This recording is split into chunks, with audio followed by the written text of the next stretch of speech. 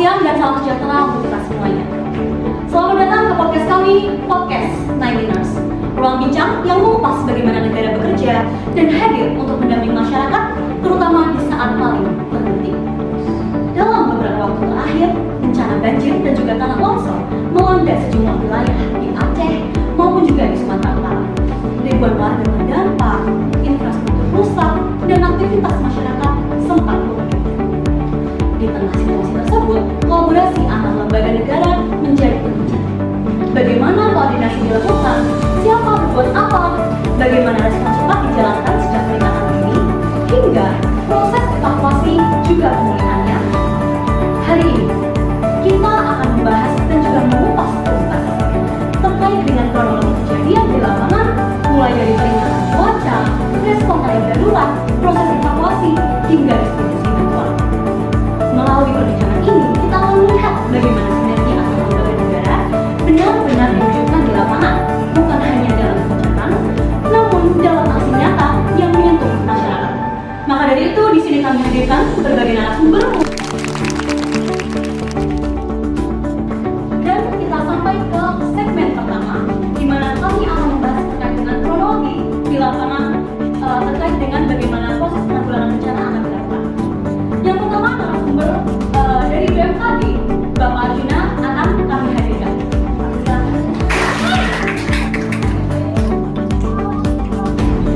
Untuk pemantauan yang dilakukan BMKG dalam upaya mitigasi bencana, kemudian terkait dengan penanggulangannya itu, BMKG apakah dia melakukan kerjasama dengan lembaga-lembaga terkait seperti BNPB ataupun BPBD dalam sistem peringatan dininya, dan juga bagaimanakah tantangan yang dihadapi oleh BMKG terkait dengan penanggulangan bencana yang terjadi di Aceh, Sumatera Utara, dan sekitarnya. Baik, saya akan menjawab langsung dari pertanyaan. Jadi di sini pemantauan yang dilakukan BMKG yaitu dalam mitigasi upaya bencana itu, yang pertama pemantauan meteorologi dan klimatologi, pemantauan sistem dan memperingati masyarakat langsung untuk menangkap data yang sangat banyak menggunakan early warning system yang memanfaatkan Sekalian menjawab pertanyaan mungkin dari masyarakat terkait dengan bagaimana penanggulangan bencana di lapangan. Maka dari itu di sini kami sampaikan pertanyaan terkait dengan bagaimana peran BPBD dalam menanggulangi bencana banjir dan juga tanah longsor di Aceh juga Sumatera Utara. Juga apakah dalam penanggulangannya BPBD melakukan koordinasi ataupun kerjasama dengan lembaga lain? Jika memang iya, boleh tolong dijelaskan bagaimana koordinasi ataupun kerjasama yang dilakukan untuk menanggulangi bencana tersebut. BPBD sendiri tugas yaitu menyusun rencana penanggulangan bencana di daerah rawan banjir dan longsor, lalu mengatur proses evakuasi dan penyelamatan korban bencana, dan relawan membantu untuk mengedukasi masyarakat dan mendampingi pengungsian. Tidak hanya itu, BPBD juga berkoordinasi dengan BMKG dengan memantau perkiraan cuaca. Selanjutnya kita sudah berkoordinasi dengan pihak BNPB, yaitu pihak BNPB membantu kami dalam mendapatkan kesiagaan bencana. Lalu BPBD juga melakukan proses rehabilitasi dan rekonstruksi pasca bencana.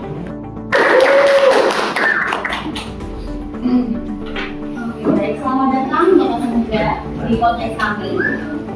Pada siang hari ini kami memanggil Bapak selaku perwakilan dari pihak DPRD. DPRD menanggulangi bencana di daerah Sumatera dan juga daerah Aceh. Maka dari itu di sini kami akan melayangkan beberapa pertanyaan untuk Bapak semua. Bagaimanakah kira-kira Bapak peran DPRD dalam menangani bencana banjir dan juga tanah longsor?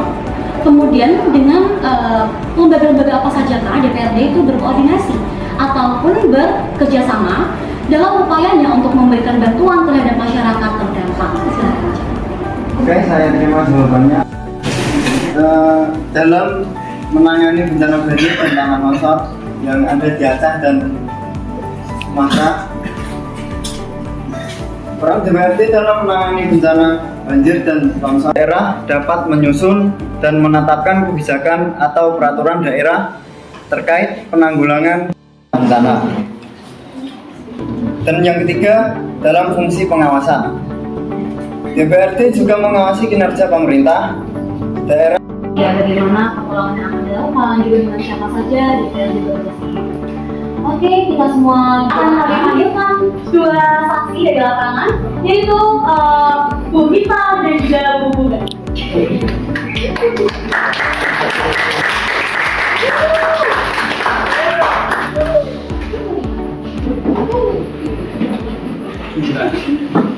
Para warga dan juga masyarakat terdampak yang terjadi di Sumatera dan juga di Aceh. Maka dari itu di sini kami ingin tahu, ibu-ibu sekalian, bagaimanakah kronologi yang terjadi, bagaimanakah kisah nyata yang terjadi di lapangan terkait dengan terjadinya bencana tanah longsor dan juga banjir di hari kemarin. Untuk pertanyaannya, mohon tolong dijawab. Bagaimanakah kronologi awal dari terjadinya bencana banjir dan juga tanah longsor yang terjadi di desa sekitar tempat tinggal ibu-ibu sekalian? Kemudian juga bagaimanakah akibat yang terjadi yang dapat melibatkan dari masyarakat, kehidupan di masyarakat terkait dengan adanya bencana banjir dan juga tanah longsor yang telah terjadi? Jadi dari kronologi yang saya alami sendiri, yaitu dari beberapa titik wilayah Sumatera dan juga Aceh itu mengalami banjir yang cukup parah lebih dari 40 hari. Banjir yang semakin lama semakin tinggi ini berdasarkan dari beberapa titik bangunan-bangunan penting yang roboh dan terendam banjir. Tiang listrik yang roboh juga mengakibatkan aliran listrik terputus dan jaringan komunikasi tidak berfungsi. Menurut ini kepada para warga dan juga masyarakat terdampak yang terjadi di Sumatera dan juga di Aceh. Apa yang terjadi di Aceh dan juga di Sumatera Utara ini? Maka dari itu saya mewakili masyarakat Indonesia berdoa bersama-sama dari Polisi Republik Indonesia di sini dihadirkan untuk mewakili masyarakat, untuk mewakili dari lembaga Bapak sendiri terkait dengan bagaimana dari Polri ini dapat mengatasi bencana yang sedang terjadi di Aceh dan juga Sumatera Utara. Untuk itu di sini kami akan mengajukan beberapa pertanyaan untuk Bapak. Untuk yang pertanyaan pertama Bapak, kami ingin tahu bagaimanakah peran utama Polri dalam menangani bencana banjir dan juga tanah longsor yang sedang terjadi, dan juga dengan siapakah Polri itu bekerja sama atau berasosiasi dengan lembaga-lembaga mana saja kah Polri ini berkoordinasi, dan juga bagaimana bentuk kerjasama dari Polri dan juga lembaga-lembaga tersebut. Polri dalam penanganan bencana tanah longsor dan banjir di daerah Aceh dan Sumatera Utara. Peran utama Polri yaitu menjaga keamanan serta penyelamatan korban terdampak bencana tanah longsor dan banjir di Aceh dan Sumatera Utara. Dengan BPBD untuk mendapatkan data korban dan kebutuhan mendesak di lapangan. Seperti yang saya sebutkan, bagaimana kira-kira peran utama TNI dalam penanganan bencana ataupun bencana tanah longsor dan juga banjir ini di wilayah Aceh dan Sumatera Utara. Kemudian kerjasama apa saja juga yang dilakukan oleh TNI, dan menurut Bapak apa yang bisa ditingkatkan dalam sistem kerjasama antar lembaga saat bencana ini terjadi? Saat bencana ini. Baik, terima kasih atas pertanyaan itu. Saya ingin menjawab. Peran utama TNI dalam penanggulangan bencana tanah longsor di Aceh dan Sumatera Utara dalam membantu pemerintah daerah dalam melakukan operasi militer selain perang atau OMPS atau MSP yang mencakup seluruh tahapan penanggulangan bencana di bidang logistik dan membangun hunian sementara, membantu korban-korban dan juga ataupun mengevakuasi korban. Maka dari itu Bapak, di sini kami ingin tahu lagi bagaimanakah peran utama dari Basarnas dalam penanganan bencana banjir di tanah longsor. Juga tentunya dalam pelaksanaan di lapangan, Basarnas itu menemui berbagai tantangan. Nah, kami ingin tahu juga Bapak, bagaimanakah tantangan yang dilalui oleh Basarnas dalam melakukan operasinya di wilayah kondisi geografis seperti Aceh dan juga Sumatera Utara. Sekaligus dari bencana yang terjadi tentunya telah jatuh berbagai korban. Apakah korban-korban yang berjatuhan ini ditemukan dalam keadaan yang baik atau bagaimana Bapak? Atau berapa banyak korban yang berjatuhan di daerah Aceh dan juga Sumatera? Menjawab untuk pertanyaan dari Bu Desa sendiri. Yang pertama, peran utama dari Basarnas. Di Basarnas sendiri itu kayak melakukan operasi pencarian pertolongan dalam bencana banjir dan tanah longsor. Basarnas bertugas mencari korban yang hilang atau karena kondisi geografis yang sudah dijangkau seperti kondisi di pegunungan, hutan, dan sungai. Selain itu, bencana terjadi korban yang meninggal dan korban yang luka-luka. Di korban yang meninggal itu sendiri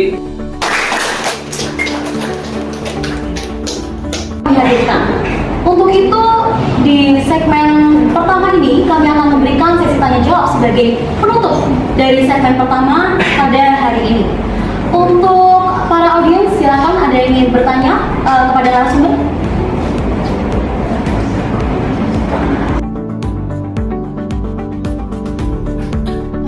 Sama yang ada di lembaga-lembaga yang ada di Indonesia.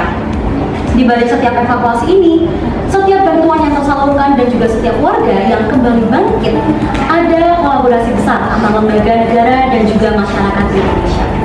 Sinergi antara narasumber-narasumber yang dihadirkan, baik dari BMKG, BPBD, DPRD, masyarakat terdampak, Polri, TNI, dan juga Basarnas, telah memberikan satu langkah besar, satu harapan besar agar kita kembali bangkit sebagai bangsa yang kuat.